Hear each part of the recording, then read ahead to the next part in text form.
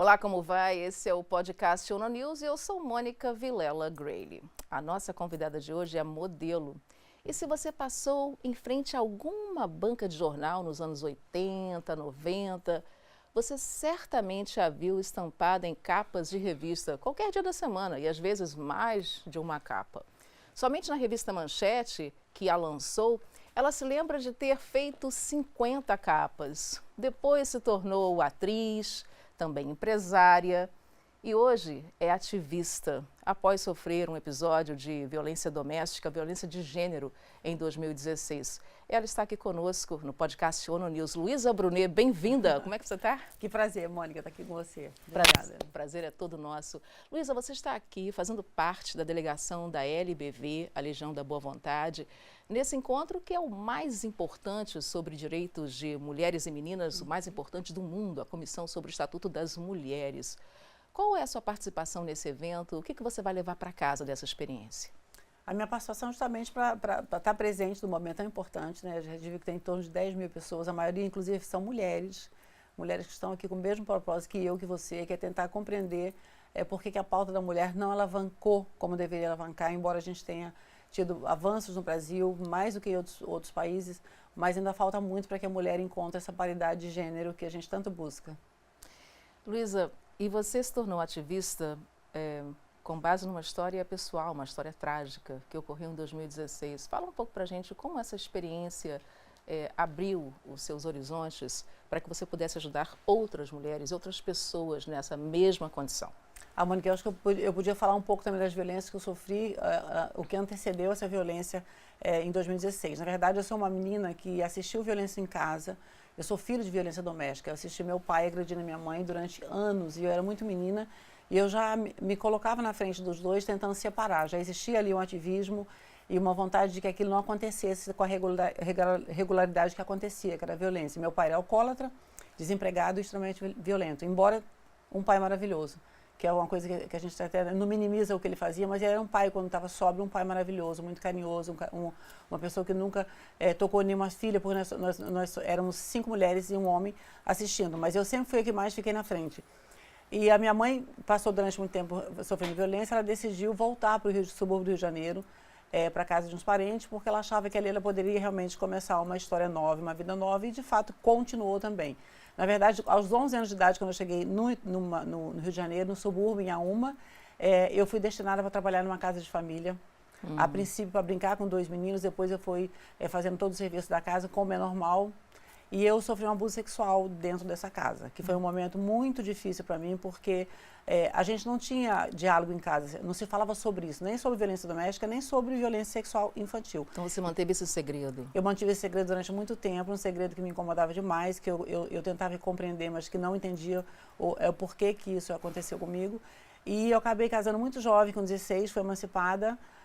Para casar, na verdade, eu queria sair de casa, eu queria ter a minha própria vida, eu achava que trabalhar era muito importante, ter autonomia financeira, ter minha própria vida.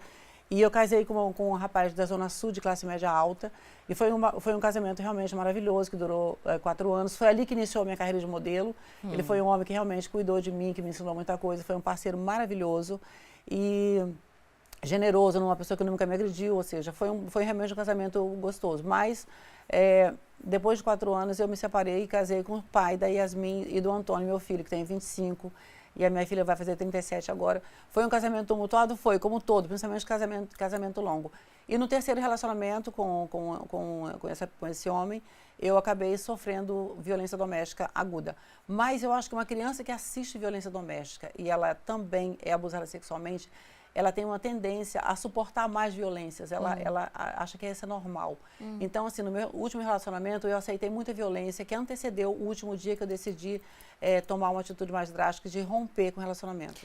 Queria saber como é que essa violência começa. Ela começa com brincadeiras, ela começa com palavras, ela começa com... Como é que você sentiu que você estava num relacionamento abusivo antes, óbvio, que houvesse a gota d'água?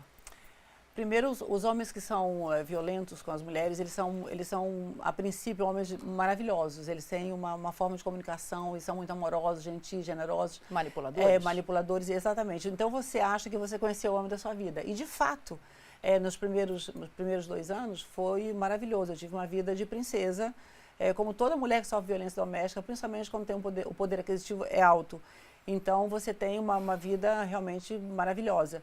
E aí começa, então, as proibições, começa a violência psicológica com palavras de baixo calão ou referências de outras pessoas comparando com você. Então, ela é muito sutil, você não percebe. É uma coisa que magoa, mas você acha que foi um mau momento, que talvez você tenha provocado. E a gente precisa levar em consideração, né? Eu acho que quando um homem está se relacionando com uma mulher, seja ela jovem ou madura, a gente conhece a forma como ele fala quando ele fala sobre outras mulheres, né? O exemplo, tipo, eu tenho uma amiga que se veste mal, ela é escandalosa, ou ela não serve para ser a sua amiga. Isso já é um indício de que ele está tentando tirar você do círculo de amizade. Te isolar. E te isolar. Isso é, assim, é o primeiro passo. E você acha que realmente isso é cuidado, é amor, e de fato não é. É o começo de uma relação que vai se mantendo assim dessa forma até você levar o primeiro tapa. E o primeiro tapa eu levei várias vezes. Se não foi um tapa, foram várias vezes que eu sofri violência doméstica de forma muito grave. Eu tive um dedo da mão fraturado, eu tive essa questão da coisa do enforcamento.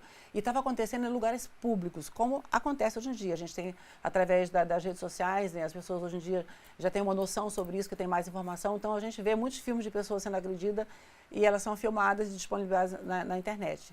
No meu caso, foi muita coisa que foi privada, mas já estava começando a acontecer também em restaurante, dentro de um barco, ou seja, em lugares públicos. Então, eu ficava extremamente envergonhada.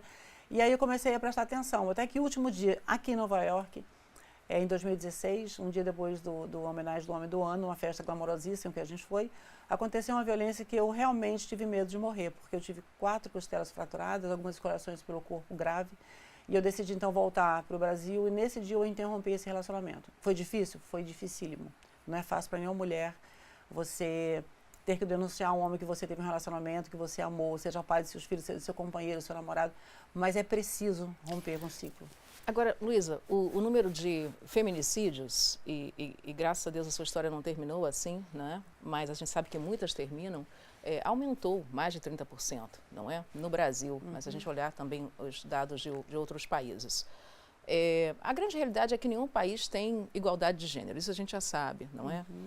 Mas eu gostaria de voltar um pouco ao que você disse, foi um crescendo, né, em lugares públicos, e você não é uma pessoa desconhecida, você é uma pessoa conhecida, então esses incidentes também têm um efeito sobre a sua carreira, como você mesma já falou.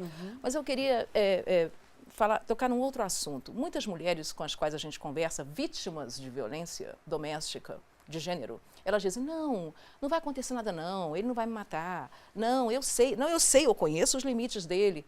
Isso é um perigo, não é? É muito perigoso. O homem, a violência começa sutil e ela vai para o extremo até o feminicídio. Como você falou, o número de feminicídios cresceu absurdamente no Brasil e no mundo, mas o Brasil ainda é o país que mais mata mulher trans, para começar. O feminicídio contra mulheres, ele cresceu demais. E a violação sexual infantil, o Brasil é campeão. Então, a gente precisa tomar isso como sociedade civil, olhar para isso e começar a observar e apontar essas pessoas como criminosos, fazer denúncias anônimas. A gente tem canais no Brasil, que é a Polícia Militar 190, ela é muito rápida. Eu mesma já fiz várias denúncias anônimas. E tem resposta? Tem resposta imediata. Você fica com a polícia no telefone, ela, estou chegando, cheguei, está tudo bem. Ou você tem o número 80 do governo, você tem a Lei Maria da Penha, que é uma lei muito segura para as mulheres, é uma lei de proteção das mulheres.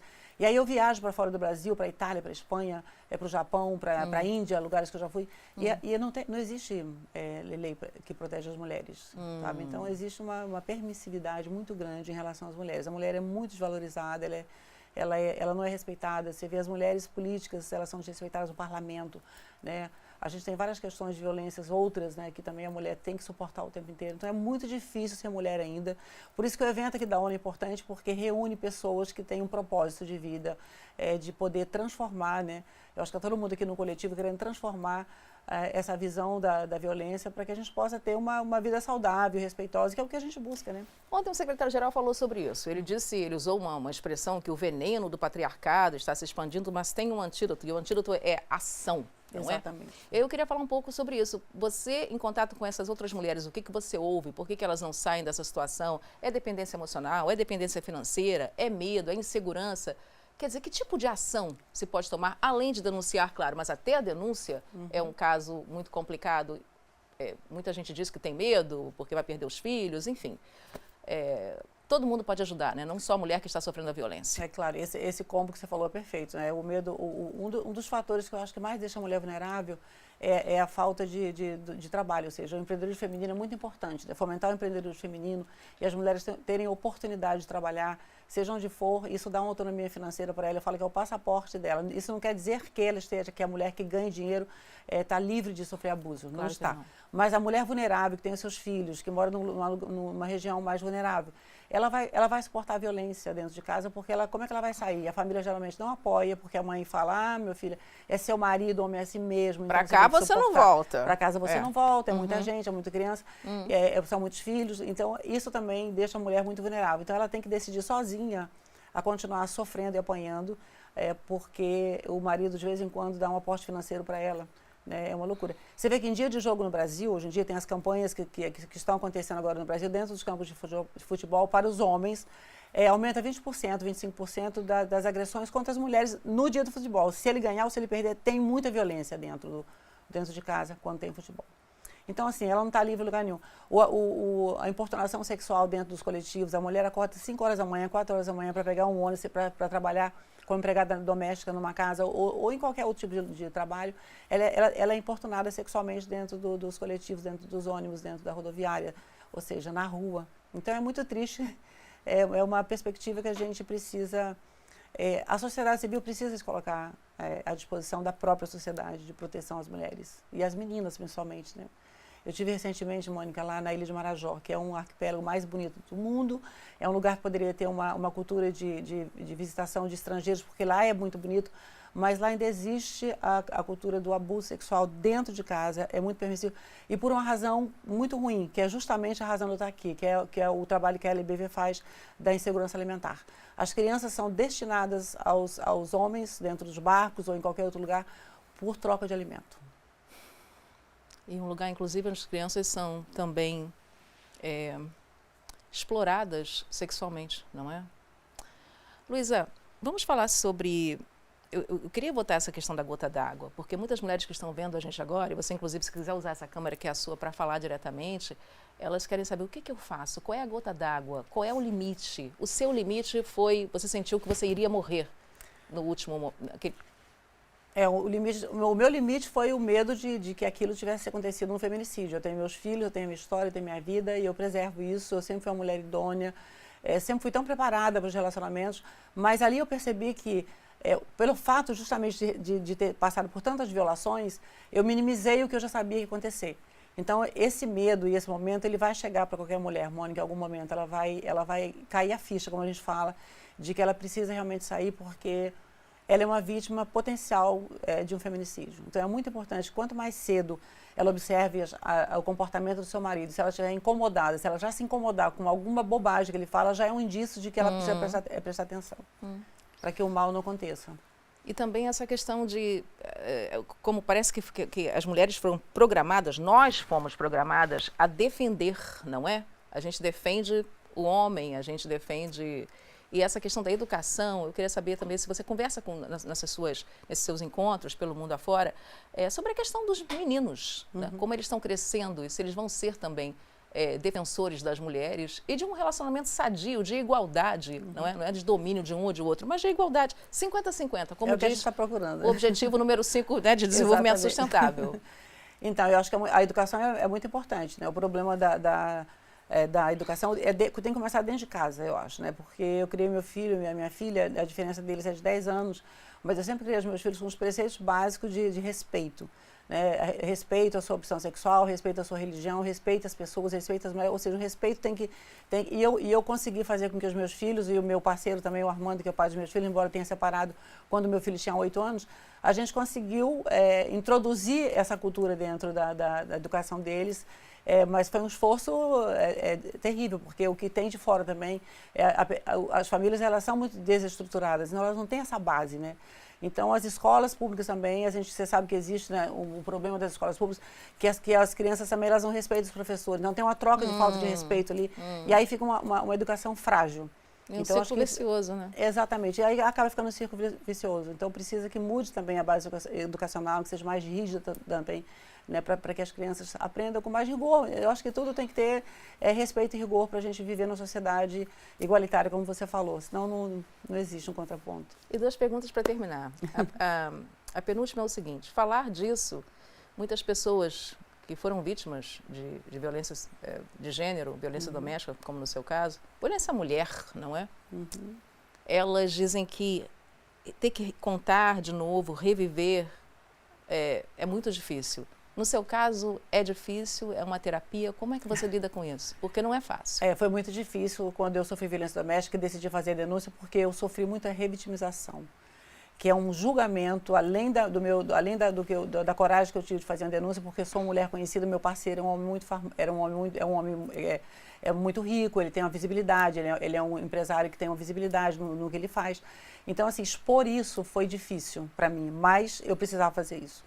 E aí eu tive também essa revitimização, lidar com isso é muito ruim, você ser apontada como uma mulher que quer se dar bem, que é golpista, que está fazendo isso por causa do dinheiro, e outras coisas mais que foram terríveis de lidar com isso. Que é uma técnica, não é? Exato. É uma técnica de inclusive vilanizar ele, né, a mulher. Claro, o agressor sempre coloca o erro na mulher, ele sempre acusa a mulher de que ela provocou, de que ela fez isso. Não, eu sou perfeita, não fiz nada. A verdade prevalecerá. É uma frase que todos eles usam, é impressionante. Mas, com o passar do tempo, o meu processo acabou indo para o STF e ele foi condenado na Lei Maria da Penha. A Lei Maria da Penha é uma lei que é um corretivo, mas é importante também. Quando você vê que um homem como ele foi condenado, isso também dá para as mulheres esperança de que a coisa não é bem assim, não é tão frouxa, mas, infelizmente, nem todas as mulheres tiveram a sorte que eu tive. Isso eu reconheço porque a justiça ela foi rápida, de uma certa forma, demorou 4 anos, tem mulheres que acabam morrendo porque elas entram naquele limbo e não conseguem ver seu processo realizado. Eu estou com o segundo processo agora de reconhecimento de união estável, de 5 anos. Então, todo o processo é muito doloroso, é muito longo, é muito demorado, a gente critica a justiça, mas eu sei, hoje eu entendo que eu trabalho com o Conselho Nacional do Ministério Público, com o STJ, com o CNJ, inclusive até no STF já fiz eventos também, no Tribunal de Contas, no Brasil inteiro, Tribunal de Justiça do Brasil inteiro. Então, eu entendo que a justiça ela tem o tempo dela também, e são muitos processos para serem, ou seja, para ser resolvido. Então, eu fico mais tranquila de saber que vai chegar a hora que vai ser resolvido. Então, esse movimento que eu fiz empoderou muitas mulheres no Brasil. Então, eu acho que eu quebrei um paradigma também. E o fato de ter me tornado ativista foi justamente esse momento crucial que eu tive no dia. Eu falei, eu vou falar para as mulheres sobre isso. E aí eu fui me apoderando dessa pauta. Eu conheci um pouco da lei, eu conheci um pouco da história da mulher, mas não profundamente como eu conheço hoje. Eu já era embaixadora do Instituto Avon, que fala sobre cuidados da mulher, câncer de mama e violência doméstica. Mas eu comecei a trabalhar bastante com isso. O primeiro evento importante que eu fiz foi na Índia. Eu fui convidada para fazer um evento na Índia. Tinha acabado de acontecer um estupro de uma menina de 12 anos por 5 rapazes dentro do ônibus, mas com cabo de aço, acho que você lembra disso. E aí eu fui para esse evento e eu falei, meu Deus, eu quero falar sobre isso. Eu fiquei impressionada com a qualidade da fala das mulheres e como as mulheres são fortes, como elas querem transformar o mundo. Aí você vê a Malala, que pela educação e tudo que ela sofreu. Então, esses exemplos fazem com que a gente acredite que a mulher vai transformar o mundo, sim, mas a gente tem que trazer os homens juntos. Eu não vejo paridade na nossa fala, no que a gente deseja, se a gente não trouxer os homens para esse entendimento. É uma cooperação. Uma cooperação. E você, então, para terminar, você está aqui com a Legião da Boa Vontade, fazendo esse trabalho, e você não para, né, Luísa? Eu queria saber de projetos nesse ano de 2025. Bom, eu acabei de criar um instituto, o Instituto Luísa Brunet, porque eu estou em vários institutos, mas eu senti necessidade de ter o meu próprio instituto. Eu sou uma pessoa super disponível para fazer trabalhos voluntários em qualquer lugar do Brasil, como voluntária mesmo, inclusive com a LBF, naquela crise que teve no Brasil, né, naquela catástrofe das enchentes, e poder ver o trabalho que eles fazem, né, a forma como eles são carinhosos, são prestativos, como o resultado é positivo. Eu me coloco super à disposição como voluntária para eles e para outras plataformas também. Tenho feito também muitas viagens para fora do Brasil, para a Itália, ou seja, Itália, França, Alemanha, Japão, Índia, viajando pelo Brasil inteiro, para falar para a mulher brasileira imigrante que está passando agora por um momento muito difícil, né? E para levar também a história, né, para contar a minha história e valorizar elas, porque são mulheres corajosas, sai do Brasil, deixa a sua história, sua família, conhece uma pessoa fora do Brasil, ou vem mesmo com seu parceiro brasileiro para começar uma história nova. E são mulheres que são muito corajosas, muitas vezes elas estão aqui ainda indocumentadas, elas têm medo de serem deportadas, é o que está acontecendo agora. Então eu falo para essas mulheres o quanto elas são valiosas, o quanto elas fazem parte da economia do país que elas escolheram, que elas precisam ser respeitadas como ser humano e como qualquer pessoa que vive e mora nesse país. Luísa Brunet, muito obrigada pela sua entrevista ao podcast ONU News e volte sempre, a casa é sua. Obrigada, Mônica. Que prazer te rever depois de tanto tempo, né? Porque a gente é parceira de uma era, né, que era tão maravilhosa que a gente não falava sobre isso, né? E como é importante o nosso amadurecimento, você como jornalista, levando a mensagem do que a gente vivenciou. Então, essa parceria é maravilhosa. Muito obrigada. E obrigada também ao Danilo Parmigiani, que proporcionou esse encontro maravilhoso com Luísa. A gente volta, então, com o próximo podcast ONU News.